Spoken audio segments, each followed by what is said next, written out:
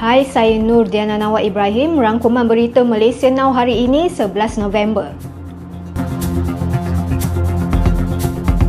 Speaker Dewan Rakyat hari ini berang selepas pembangkang mengadu hanya soalan wakil rakyat kerajaan sahaja dibenarkan mencetuskan persoalan layanan sama rata di Parlimen.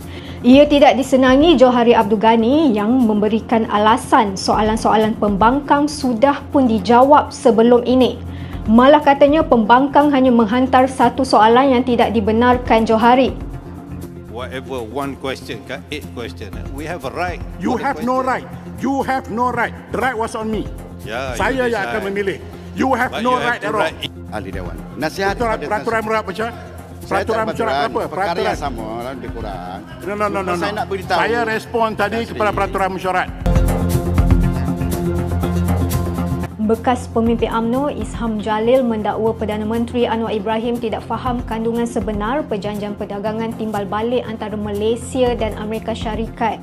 Menurut beliau, artikel 7.4 membenarkan Washington menaikkan tarif pada bila-bila masa apabila dinyatakan tiada apa dalam perjanjian ini yang boleh menghalang Amerika Syarikat menaikkan tarif terhadap Malaysia. So kita bagi dia 240 bilion US dollar ni, 1 trilion ini.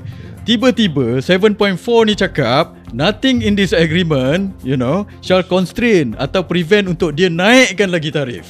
So apa kejadahnya kita pergi sign 1 trilion ni?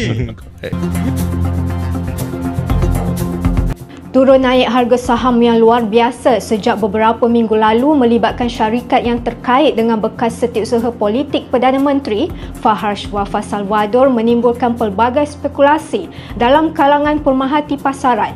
Dua syarikat itu ialah MMAG Holdings dan NextG Berhad yang mendapat kontrak lumayan daripada kerajaan membekalkan MyCard.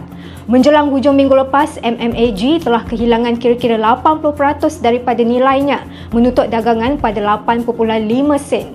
Sementara NextG Berhad yang memegang 9% saham dalam MMAG turut mengalami penjualan besar-besaran dalam tempoh yang sama dan diminta penjelasan oleh Bursa Malaysia.